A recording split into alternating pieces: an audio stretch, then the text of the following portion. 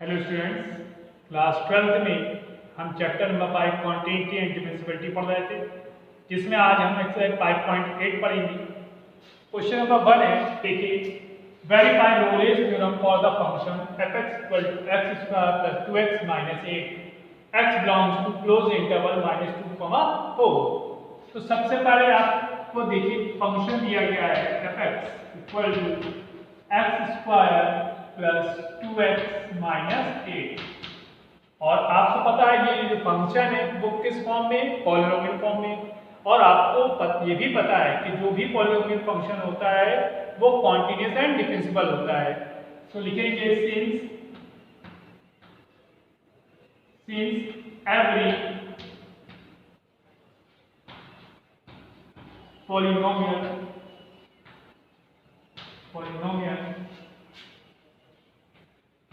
function is continuous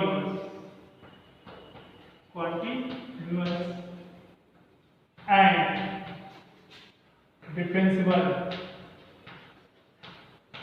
या ऐसे लिख सकते हैं continuous at close interval a, b and differentiable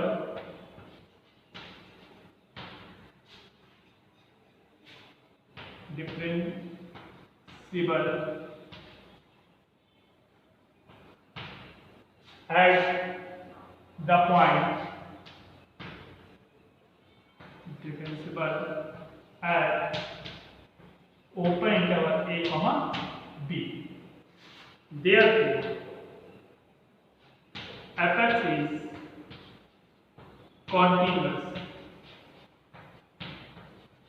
continuous at -4, 2. f(x) is differentiable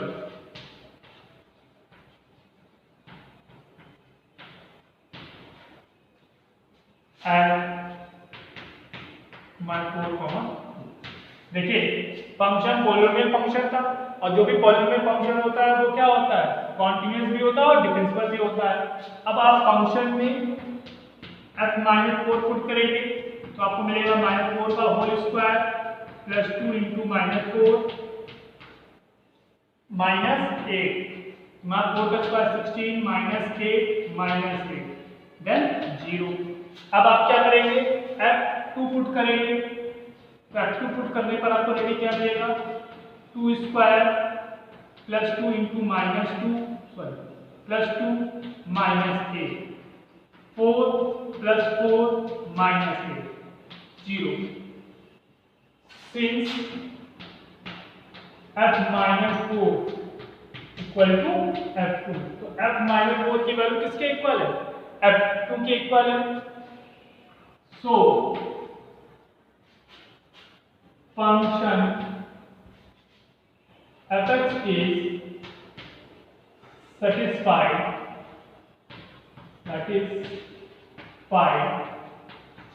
the all condition of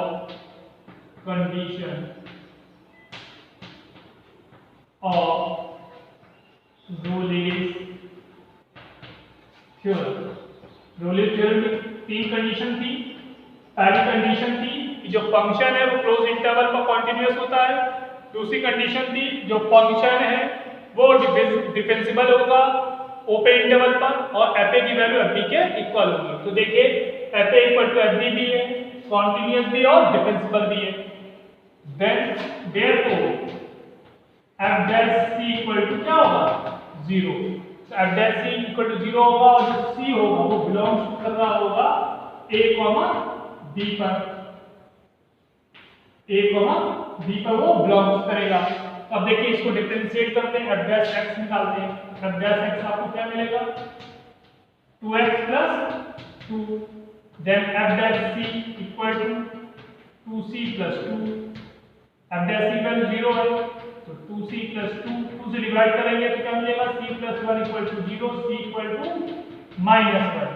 तो जो -1 है वो किसको बिलोंग कर रहा है, -4, 2 के बीच में, यानी कि -2, 4 के बीच में कहीं पर -1 होगा। Hence Rolle's theorem are true. अतः रोलेस थ्योरम क्या है, देख लीजिए ध्यान से, कहीं कोई डाउट लगे तो बताइए। अब बच्चों देखिए क्वेश्चन नंबर 2 है, examine if Rolle's theorem is applicable to any of the following functions. Can you say something about the converse of Rolle's theorem from these examples? तो देखिए पहला पार्ट आपको दिया गया है, एक ग्रेटेस्ट इंटीजर फंक्शन है fx equal to greatest integer function x है, और जो x है वो बिलोंग्स टू है 5, 2, 9। ठीक, अब देखिए आपको पता है रोलेस थ्योरम की स्टेटमेंट कहती है कि कोई भी फंक्शन आपका पहली कंडीशन वेरीफाई करता है कि वो कॉन्टिन्यूस होगा क्लोज इंटरवल a, b पर, दूसरा ओपन इंटरवल पर वो डिफरेंशिएबल होगा, और तीसरी कंडीशन कहती है कि फंक्शन a की वैल्यू फंक्शन b की वैल्यू के इक्वल होनी चाहिए। तो हम क्या करते हैं, यहाँ पर फंक्शन a की वैल्यू फाइंड करते हैं। तो फंक्शन a हमारे पास क्या है 5, देन 5 की वैल्यू 5 करेंगे तो हमें क्या मिल जाएगा 5, और जब हम फंक्शन की 9 की वैल्यू फाइंड करेंगे 9 पर, तो आपको क्या मिलेगा 9। तो आप देख रहे हैं कि सिंस f5 की value does not equal to क्या हो गई f9, therefore there are not satisfied the condition of, या there are not hold भी कह सकते हैं, या there are not satisfied the condition of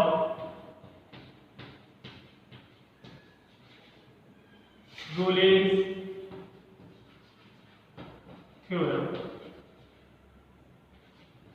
Rolle's theorem की कंडीशन क्या कर नहीं कर पा रहा, सेटिस्फाइड नहीं कर पा रहा, तो आपका रोलेस थ्योरम एप्लीकेबल नहीं होगा। Therefore Rolle's theorem not applicable. ठीक, अब इसका कन्वर्स कहता है, तो कन्वर्स में आपको पता है, कन्वर्स में क्या पता है कि f5 की वैल्यू जो है वो डज नॉट f9 है, और f5 जो f9 के इक्वल नहीं है, तो f5, 9 के बीच में कोई ऑर्डिनेट होगा जो जिस पर c बिलोंग नहीं कर रहा होगा, और अगर c बिलोंग नहीं करेगा तो वो उसका जो टेंजेंट होगा f' जो होगा वो टेंजेंट जो है वो x एक्सिस के पैरेलल नहीं होगा, और अगर x एक्सिस के पैरेलल नहीं है देन रोलेस थ्योरम को वेरीफाई नहीं करेगा। चलिए फर्स्ट पार्ट देखिए, फिर सेकंड पार्ट बता दूं। अब देखिए सेकंड पार्ट में भी ग्रेटेस्ट इंटीजर फंक्शन है, तो थर्ड कंडीशन वेरीफाई करते हैं -2। तो आप देखिए -2 पर -2 आ गया, और +2 पर देखिए आपके पास क्या आएगा 2। तो आपको दिख रहा है कि जो f-2 की वैल्यू है वो डज नॉट इक्वल टू है f2 के। Therefore Rolle's theorem is not applicable, इसलिए यहां पर भी रोलेस थ्योरम एप्लीकेबल नहीं होगी। और फिर वही चीज कन्वर्स की बात करते हैं, fa does not equal to fb है, तो c a और b के बीच में कहीं पर ऐसा नहीं होगा जो कि x एक्सिस के पैरेलल हो। अगर x एक्सिस के पैरेलल होगा देन f' की वैल्यू क्या हो जाएगी 0 के इक्वल हो जाएगी। देखिए अब देखिए थर्ड पार्ट में लिखा है fx इक्वल टू x² - 1, और आपको पता है ये कैसा फंक्शन है, पॉलिनोमियल फंक्शन है, और जो पॉलिनोमियल फंक्शन होते हैं वो आपका मालूम है कि कॉन्टिन्यूअस भी होंगे और डिफरेंशिएबल भी होंगे। अब तीसरी कंडीशन चेक करते हैं कि fa इक्वल टू fb है कि नहीं। अगर fa इक्वल टू fb हो जाएगा देन रोलेस थ्योरम वेरीफाइड हो जाएगी। तो हमने देखा f1 पुट किया, 1 का स्क्वायर माइनस 1, देन 1 माइनस 1 0 मिल गया, और आपने 2 पुट किया, तो जब 2 पुट किया तो 2 का स्क्वायर माइनस 1, 4 माइनस 1 3 आ गया। तो आपको दिख रहा है कि जो f1 है वो डज नॉट इक्वल टू क्या है, f2 है। सो Rolle's theorem is not applicable, is not applicable, क्योंकि आपको ये भी पता है कॉन्टिन्यूअस भी है, डिफेंसिबल भी है, but fa equal to fb नहीं है। अगर fa इक्वल टू fb हो जाता तो हम कह देते कि रोलेस थ्योरम एप्लीकेबल होगी। अब बच्चों क्वेश्चन नंबर 3 देखिए, लिखा if f such that close interval -5, 5 such that tends to R is a differentiable function, and if f dash x does not vanish anywhere, then prove that f minus 5 does not equal to f5। देखिए आपसे कहा गया है कि close interval -5, 5 ये domain है, उसका range क्या है, रियल नंबर है और डिफरेंशिएबल है। तो हम लिखेंगे since f such that -5, 5 close interval tends to R is differentiable, और आपको ये भी पता है अगर कोई फंक्शन डिफरेंशिएबल है देन वो कॉन्टिन्यूअस भी होगा गिवन इंटरवल पर। तो differentiable, therefore f -5, 5 tends to R is a continuous कोई भी फंक्शन अगर वो डिफरेंशिएबल है तो वो कॉन्टिन्यूअस भी होगा। फिर अब आपको पहले से कहा गया है कि f dash x does not vanish, तो आप क्या करेंगे, आपको पता है कि f dash c equal to होता है fb minus fa upon b minus a, ठीक। f dash c equal to fb minus a upon b minus a, और आपसे ये भी कहा गया जो f डैश x है वो डज नॉट इक्वल टू क्या है, 0। It's mean f dash c की value does not equal to क्या होगी, 0 होगी। a की वैल्यू आपके पास क्या है, -5, f और b की वैल्यू क्या है आपके पास, 5, ठीक।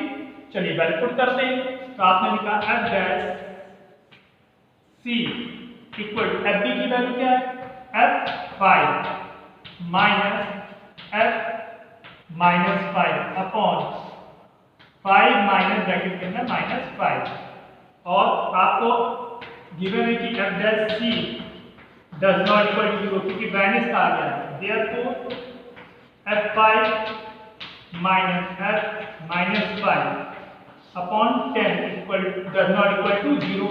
चलिए क्रॉस मल्टीप्लाई करेंगे तो आपको मिलेगा f5 minus f -5 does not equal to 0। तो आपको मिल गया f -5 does not equal to है f5। ध्यान से देख लीजिए।